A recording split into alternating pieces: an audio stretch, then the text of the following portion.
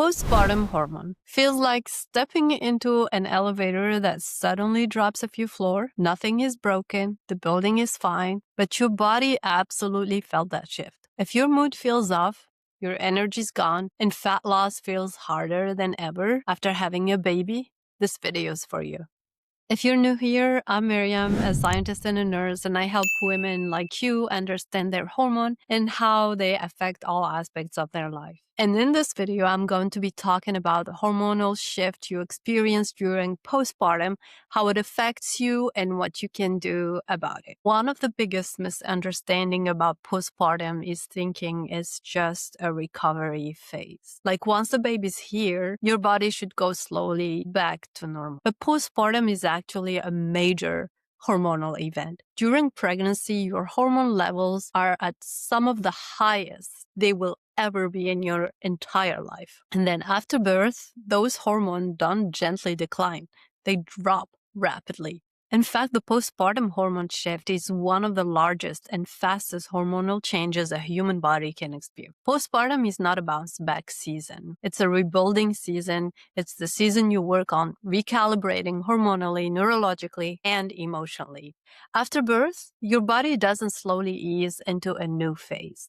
The change happens very fast. During pregnancy, estrogen and progesterone are at some of the highest level a woman will ever experience. These hormones had the one job to support pregnancy, protect you, stabilize your nervous system, and help you feel emotionally buffered. One of the things no one really prepares you for postpartum is just how fast everything changes in your body. During pregnancy, estrogen and progesterone are at some of the highest level a woman will ever experience. And then once the placenta is delivered, those hormones fall fast. Within 24 to 72 hours after delivery, estrogen and progesterone begin to drop. By day 3 to 5 postpartum, they're back down to pre-pregnancy levels.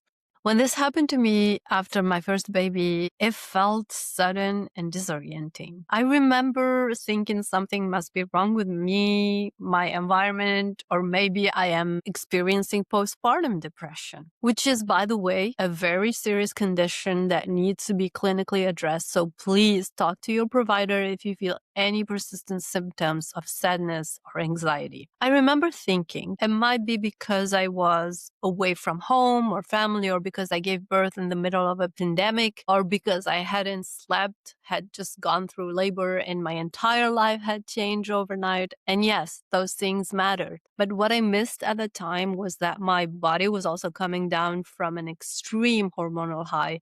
That sudden drop can show up as mood swings that feel out of nowhere, cheerfulness you can't explain, anxiety, emotional rawness, feeling unlike yourself or struggling to concentrate. So many women say, I did not recognize myself, or I felt like I was complaining or being ungrateful. I simply didn't realize it was also a dramatic hormonal change. Looking back, I'm incredibly grateful. I had my husband by my side at the time. He was a medical student, and he helped support me both emotionally and medically as I transitioned into motherhood and throughout this phase. But even with support, that hormonal shift was real and powerful. Understanding this doesn't make postpartum easy, but it makes it make sense. That understanding alone can bring a lot of relief and help you move forward and towards healing and adaptation of your new life.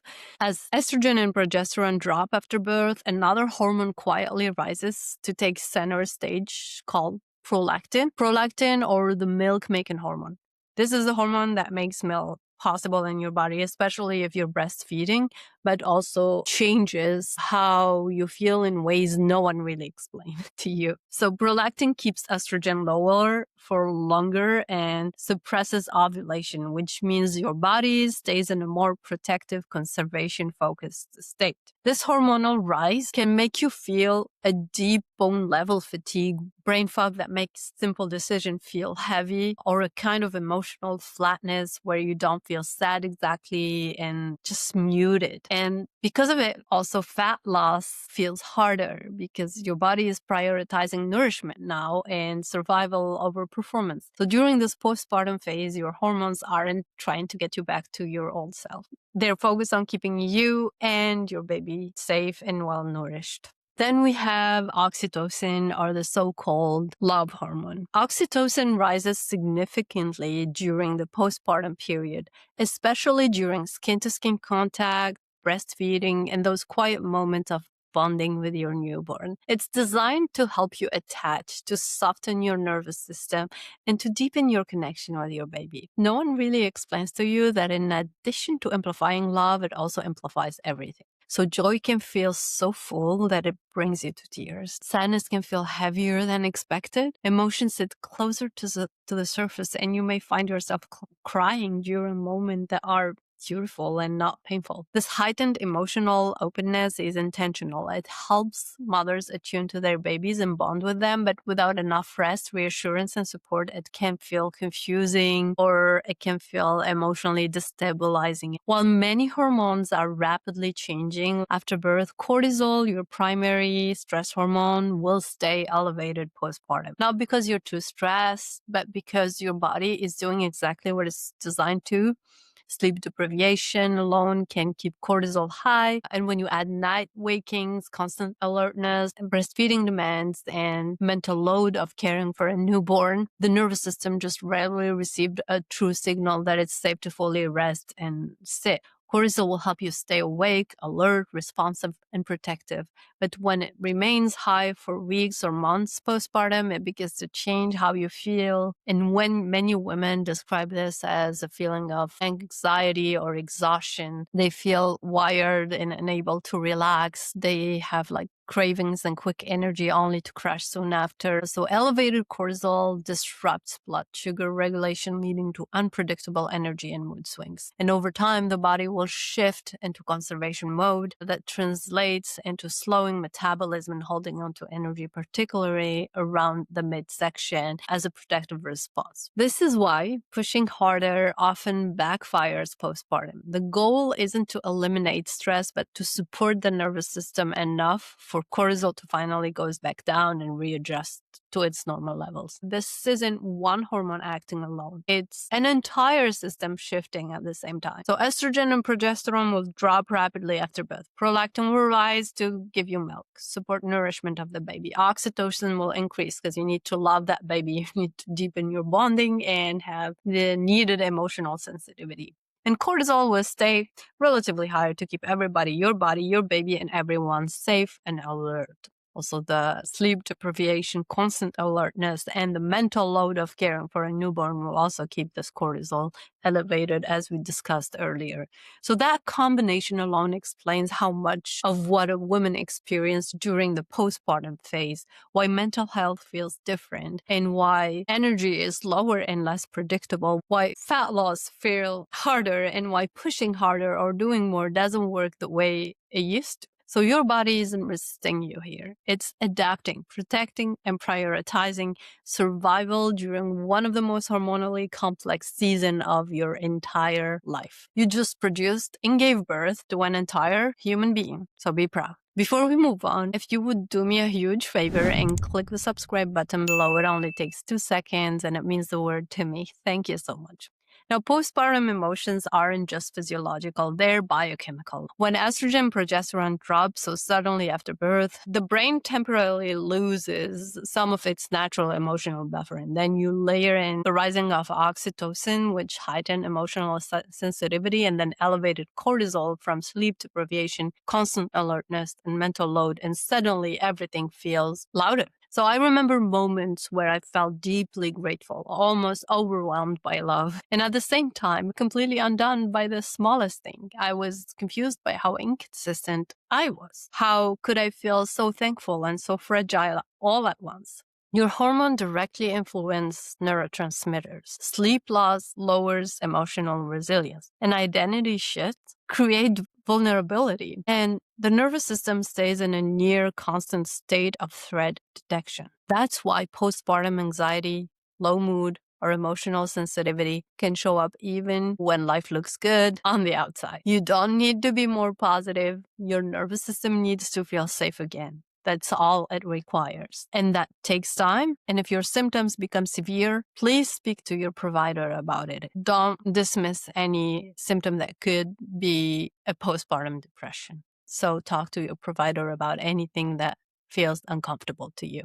After giving birth, I actually lost most of the weight while breastfeeding. But there was this persistent fat that just wouldn't budge. No matter what I did, my body wasn't responding the way it used to. And that's when I realized this wasn't about efforts anymore. And I ended up hiring a coach to help me navigate this process. Postpartum bodies are not designed to shrink, they're designed to protect. After birth, your body is prioritizing healing, hormonal stability, feeding the baby, milk production, and survival. So when cortisol stays high and estrogen remains low, fat retention, especially around hips and abdomen, persists and accumulates even more. It's your reserve for the common starvation days, remember. I remember doing things that used to work and my body just didn't respond. And that's why so many postpartum strategy backfires. Under eating, skipping meals, jumping into high intensity workouts too soon, and comparing timelines all signals more stress. Your metabolism is in protective mode. So fat loss returns when the body feels safe again and supported and nourished and not pressured. Now, postpartum fatigue can be one of the most frustrating part of early motherhood. You might find yourself thinking, I should feel better by now, so why am I still exhausted? After birth, your body is dealing with multiple energy drains all at once: fragmented sleep, blood sugar swings, nutrient depletion from pregnancy, birth, and breastfeeding, and nervous system that's stuck in constant alert mode. Your body is always scanning. Is the baby safe? Is the mom safe? Do I need to be ready right now? That state alone burns an enormous amount of energy. I remember feeling tired in a way that sleep didn't fix. Even on days when I rested, my body just felt heavy, like it couldn't fully recharge. It felt like a nervous system overload. Low estrogen can slow down how efficiently your cells create energy, so even simple tasks feel heavier than they used to. Prolactin, while essential for milk production, often brings along deep fatigue and mental fog, and cortisol keeps you alert when you need it. But when it stays elevated, it quietly drains your reserve. So that's why caffeine barely makes a dent, and why pushing yourself harder often leaves you worse and not better. So energy during the postpartum phase doesn't return by doing more. It returns when your body finally feels supported enough to truly rest. After having a baby, I thought the answer was to push harder, to eat less and move more and get my body back. That's what everything around us quietly suggests, but postpartum taught me the opposite lesson. Postpartum is about helping your body calibrate into safe mode again. With that in mind, here are 5 simple ways to support your body and ease postpartum symptoms. Number 1, eat enough. Postpartum bodies are incredibly sensitive to underfueling, even more than we realize. Skipping meals, eating light, or avoiding carbs drive cortisols higher and slows hormonal recovery. I remember trying to be careful with food, thinking I was doing the right thing. Everything began to change when I stopped trying to control my intake and focused instead on regular balanced meals with enough protein, carbs, and fibers. My energy and emotional stability improved first, and I started gaining strength and feeling better. Number 2, keep your blood sugar stable. Postpartum hormones don't respond well to random diets and food input. They crave rhythm and predictability, and often the most powerful support isn't another supplement consistency. Eating within an hour of waking up, including protein at every meal and pairing carbohydrates with fat or protein helps stabilize blood sugar and lower that cortisol level. This alone can noticeably reduce anxiety crashes and irritability. And then number 3, gentle movement. Your nervous system doesn't need intensity postpartum. It needs a rhythm. Gentle, consistent movement like walking, getting sunlight, slow strength workouts, or mobility helps your body feel safe again instead of stressed. This kind of movement supports circulation, stabilizes hormone, and clears mental fog without spiking cortisol. Some of my clearest moments postpartum didn't come from workouts or pushing myself harder. They came from simply being in motion, walking outside, letting my body and my thoughts settle. Number 4, support your nervous system. This is the part that's often ignored, but it matters more than almost anything else. Postpartum hormone don't rebalance in survival mode. Deep breaths, lower expectation, asking for help, and letting your body rest before it's completely exhausted aren't luxuries. They're a signal of safety to your nervous system.